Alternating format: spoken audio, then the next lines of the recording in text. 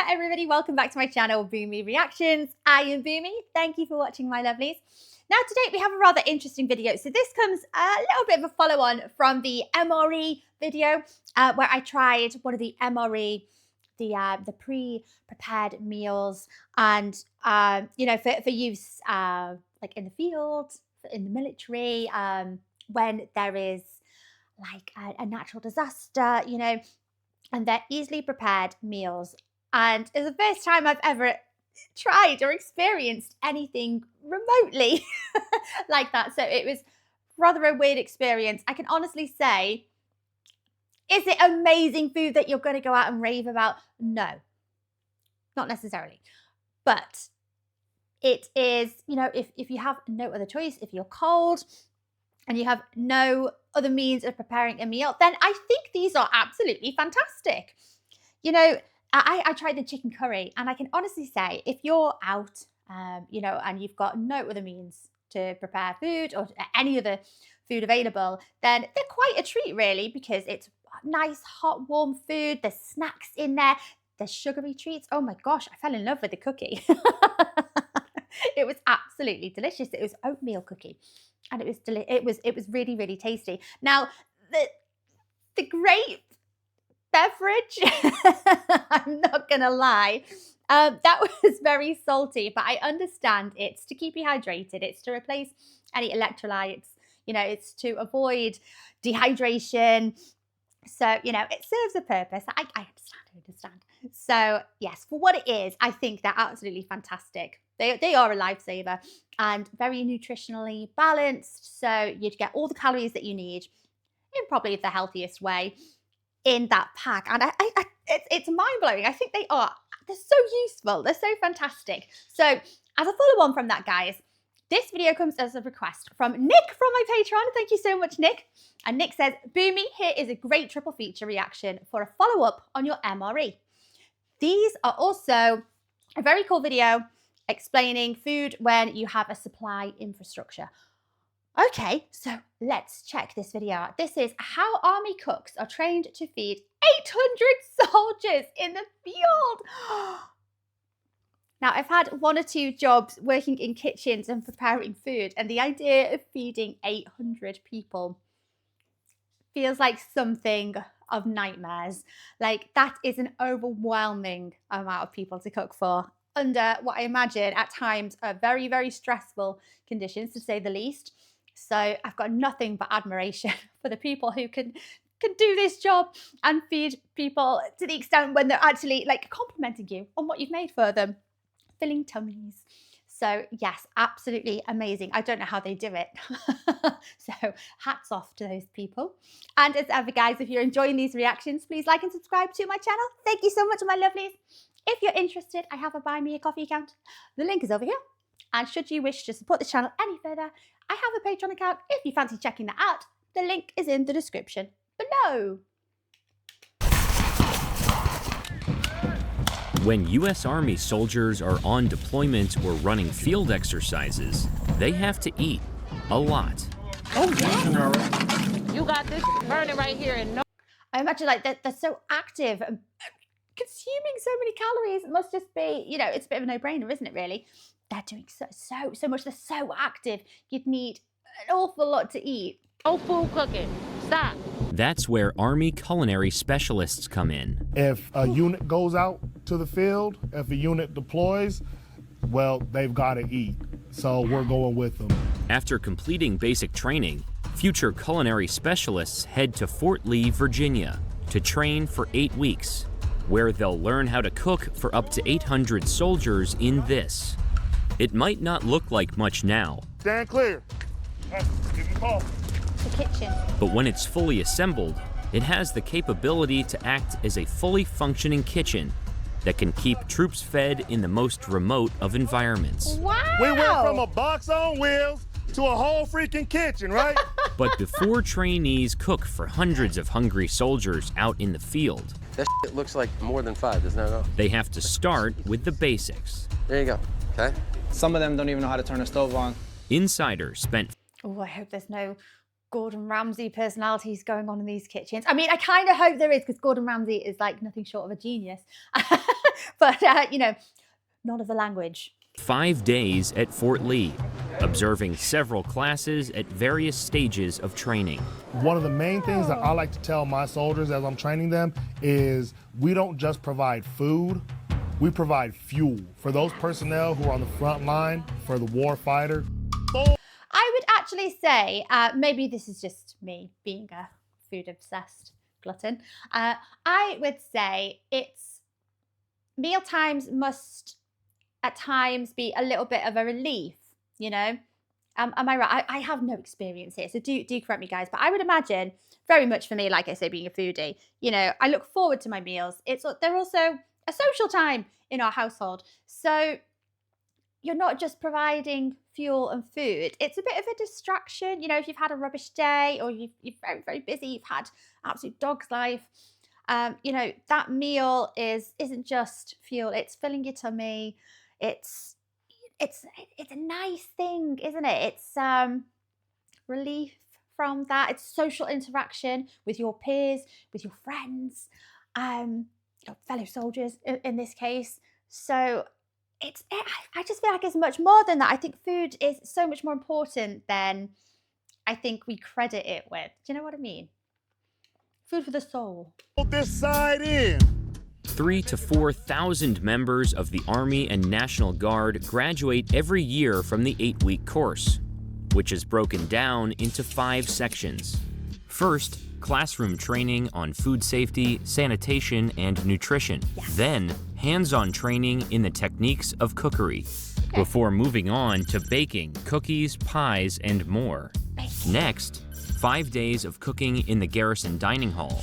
Finally, training culminates outdoors, with a week of cooking in the Army's mobile kitchens. Trainees arrive at Fort Lee with varying levels of cooking experience. What kind of experience did you have cooking before arriving at Fort Lee? I cooked a lot with my mother. I have an associate's degree in culinary arts. I had no experience at all cooking. Prior experience is not necessary. One of the awesome things about our job, everything you need to know, we can teach you here. So the customer ate it, they got sick. That's all it takes.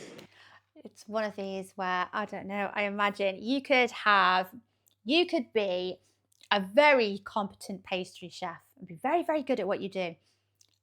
But it would take so much more training to be able to do that job in these conditions, in these locations, with the resources that these guys have. So it doesn't mean anything, that you've got a background in food. You're going to have to start this training from scratch, just like everyone else.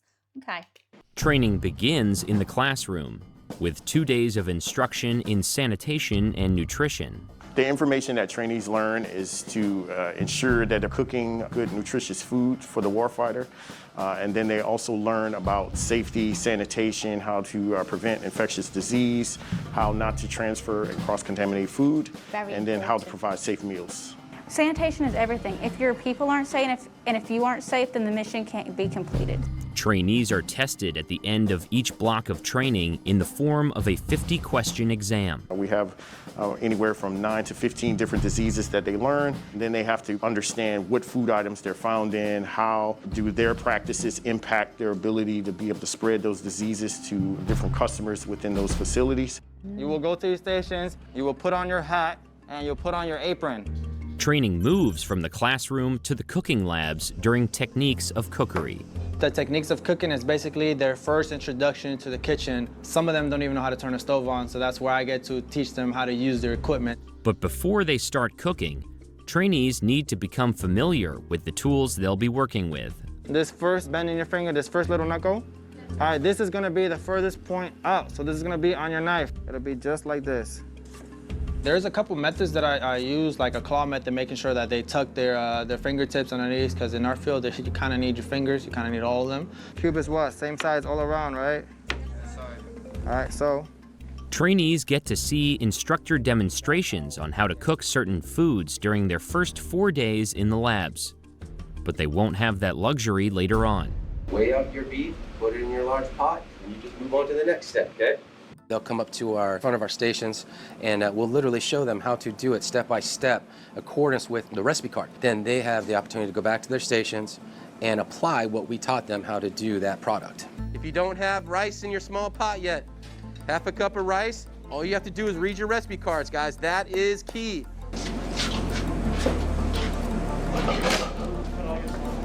This training is more intense than if you just started as a commie chef in a restaurant. Oh my gosh, I think it's great. And no one's shouting, yay! If your beef stew is at a boil, you're gonna put the lid on your beef stew and then turn it down to a simmer.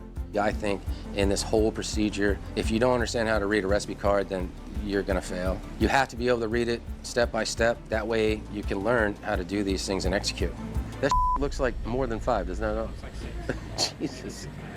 There you go, okay? The hardest thing is probably retaining information, learning the techniques that we teach them, and then applying it. Take your ladle. You don't want to overkill. Make it look nice and neat. Part of your grade is presentation, guys. Once the trainees have completed their recipe, they bring their finished product to the back of the cooking lab to be graded on presentation, technique, and execution. Oh, they don't escape, do they? There's still an element of MasterChef judging going on here. Oh. We teach them the basics, how to cut, how to slice. We also teach them how to simmer, how to braise, how to saute, and then we teach them about moist heat, dry heat. All those things incorporated get them ready for what is known as a cook-off at the 5th day. Don't stress out. Have fun. Make sure you have your utensils. During the cook-off, trainees have 1 hour to prepare a chef's salad, green beans lyonnaise, and spaghetti with a ragu sauce.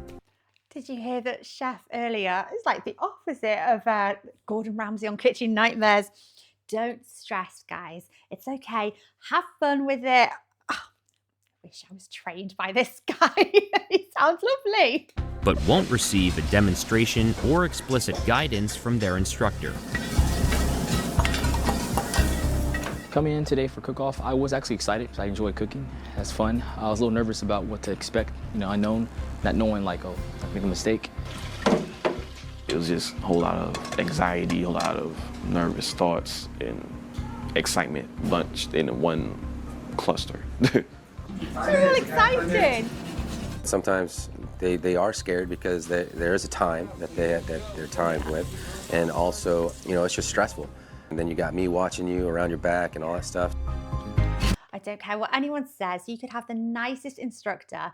You could be feeling as chilled out going into there as anything. But when it comes to it and you're cooking against a timer, you've got someone watching you, and then the idea of someone judging what you've made at the end of it, there's always going to be an element of nerves going on there, isn't there? It's quite frightening. At the end of the cook-off, the trainees' dishes are graded on a number of criteria. They'll be docked points if items are not cut properly, dishes are undercooked or overcooked, or if their sauce is not the right consistency. The thing that you did wrong was supposed to be slices, correct? So I thought we meant those are rings. Oh, yeah. He thought you just meant But you did good on everything else. You overcooked your onions a little bit, okay, and they're a little bit too big, okay?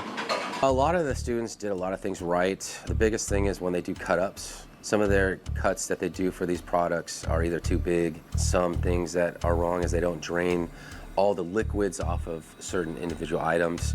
Presentation is important because it's all about eye appeal. So when you go to any restaurant and you serve something outstanding, that's going to show the people that you put your flair into it. You put your own artwork into it. Sausage.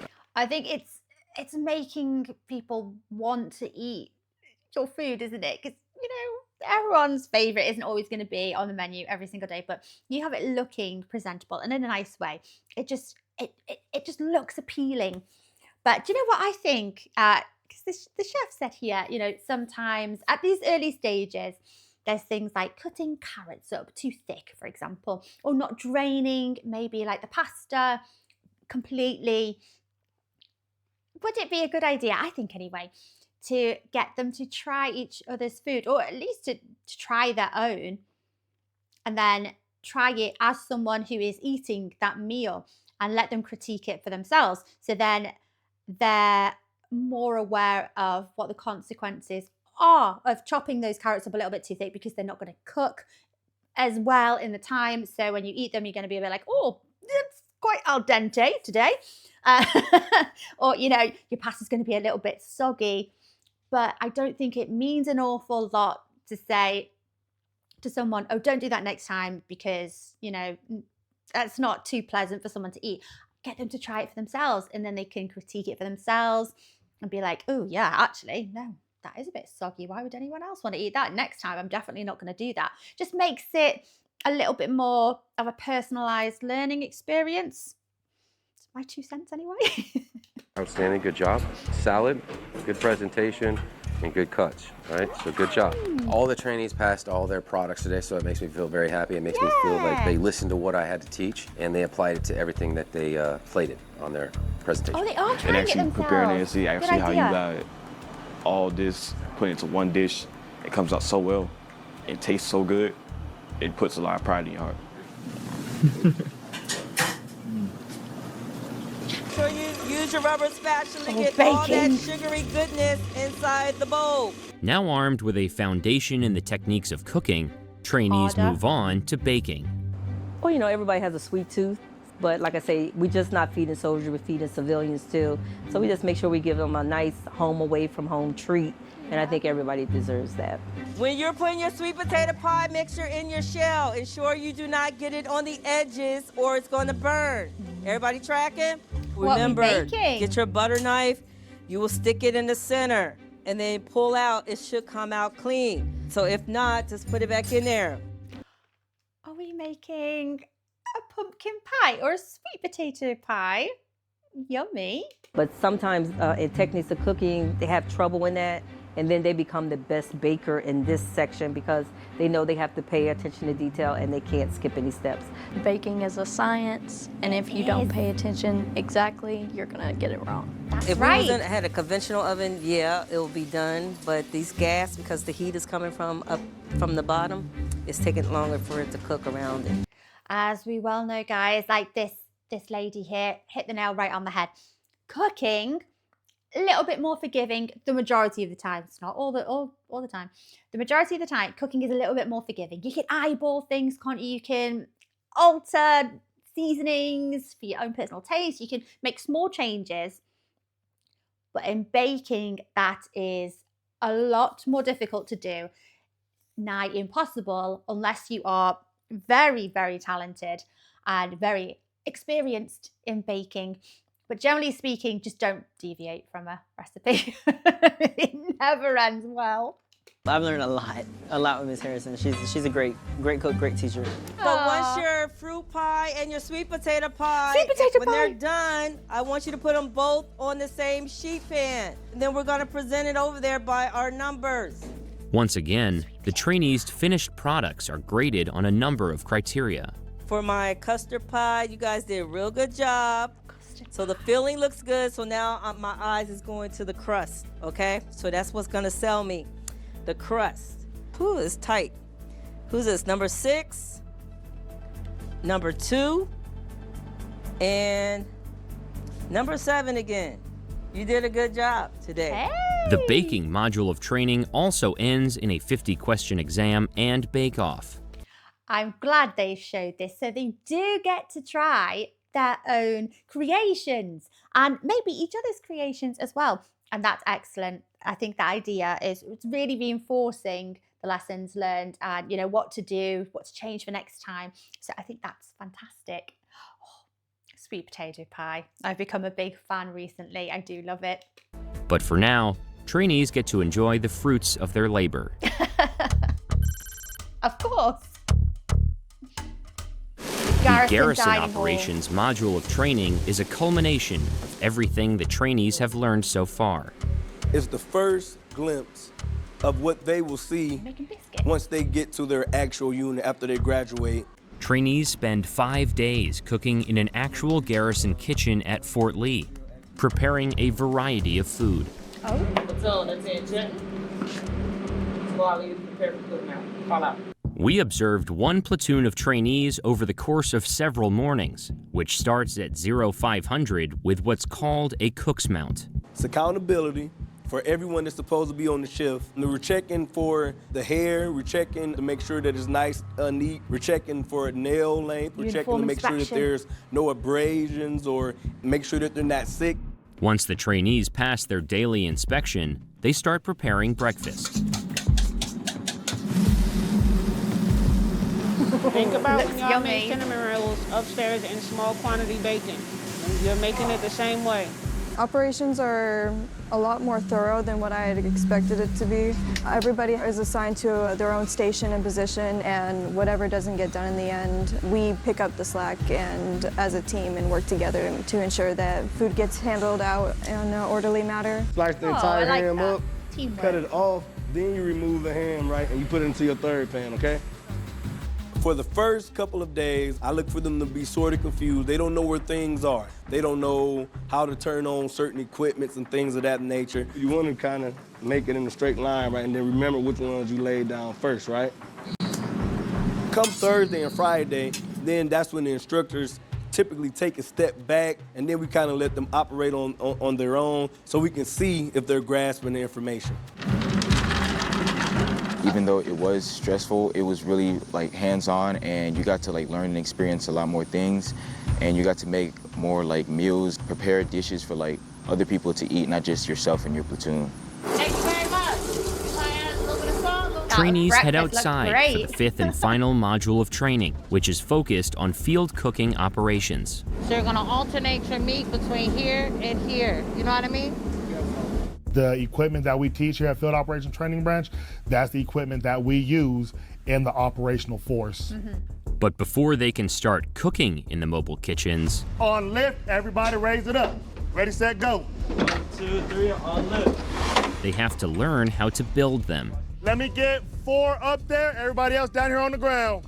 So the mobile kitchen trailer, we can use that when we got up to 300 personnel to feed 3 times a day and in basically any environment. Take a mental note of where everything is, all right? Because that's how we're gonna pack it back up. In addition to the mobile kitchen trailer, trainees are taught how to build and operate the Army's containerized kitchen, or CK. The containerized kitchen, that is our largest field feeding platform. We're gonna use our containerized kitchen more often in a situation where we've built up some infrastructure. We have the capacity to feed 800 personnel, and with our capacity to feed more people, we can bring more people in to support that area, to defend that area, and to accomplish those missions. Watch your head, watch your head, watch your head, watch your head. The process of setting up the CK is very challenging because there's a lot of big moving parts. Yeah. You gotta watch out for your battle buddies because there's a lot of things that's unfolding and spreading out on the CK, so you gotta communicate. Over the course of 2 weeks, trainees have to pass a 50-question exam and demonstrate proficiency with each piece of equipment. We went from a box on wheels to a whole freaking kitchen, right? Oh my God. Y'all made that with love, huh? Y'all made that with love. They look good. The final week of training is spent cooking in the mobile kitchens, and not just for themselves. At any given time, we can Big have cube. up to 300 or 400 personnel out here on the grounds. They're gonna break down their meals. They're gonna identify how many personnel they're actually feeding, and then they're going to actually prepare meals for everybody at FOTB, not just their group. I specifically told nobody to turn on the MBU without my eyes on it. You got this burning right here and no food cooking. Stop. Put them on there. Again, nobody will turn on any MBUs without me visually looking at you. What's an MBU? Something boiling unit? No? Learning in the mobile kitchen, it's been challenging because it's different. It's a lot of moving parts. It's a lot of things that you have to take in consideration. The aspect that I do enjoy the most in the mobile kitchen is the closeness I get with my battle buddies. I could just be like, okay, here's this, put this to the side for a minute, help them out, cool, spin around, help the next person, go back to what I'm doing. Like, we work as a team. 1 full scoop of oatmeal, 1 full scoop of potato, and 1 of these. In my experience, their response to utilizing the equipment is by far and away positive. They like learning and they like seeing the fruits of their labor. When we go to the field, soldiers are tired, they're running through missions, they're running through lanes, and then when they see you, it's almost like they're not tired no more because they got food, they got nice, hot chow, and that's just the most motivating thing. That's it. According to Fort Lee, about 95% of trainees who start the course are able to graduate. Once they do, they'll be assigned to their next unit, either domestically or at one of the hundreds of Army bases around the world. Training here has been an experience, it's been fun. I learned a lot of new things, cooked in a lot of different elements and environments and stuff like that, so it's been great. This job is not lower than any other job that's in the military. It's just as hard as any other job out there. What I think about food is morale. When they come out of the field doing, crazy things out there, and they have a good meal, hot meal, then it makes them just happy and gives them more energy and they're able to accomplish their mission. Wow, that's good. Yes, chicken burritos.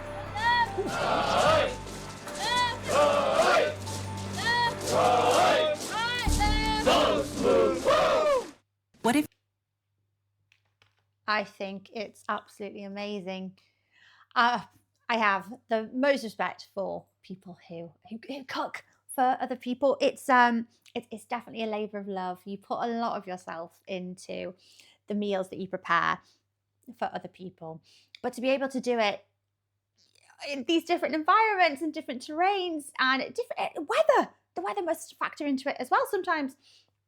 I think it's absolutely amazing. It's very, very impressive. That is the word I was looking for earlier, morale. So like the other gentleman said as well, some days are hard for these soldiers. And then the sight of the mobile kitchen, that must be such a welcome sight after a day like that. And food it's not just fuel, it keeps us going. It replenishes the soul as well. And like I say, earlier, it's a nice social time to sit down, interact with other people, just recharge a little bit, unwind, relax. Do you know what I mean? That's what food is for me anyway. But like I said, I am a glutton. But it's a social time in our house, especially when you've got in our house with younger kids. When you've got busy days, it's the only time that you really see certain people, and it's just the best excuse to just have chat, and everyone is feeling a little bit less hungry. So this is just, for me anyway, this is such an important job. It's such a valued role. So thank you so much, Nick, for requesting this. It's been amazing watching this video. I do have the most admiration and respect for the people being able to prepare these meals for our forces. So thank you very much, my friend. Thank you for requesting this video. Guys, I hope you enjoyed watching along with me. Take care of yourselves for now, my lovelies. Much love, and I will see you next time. Bye-bye.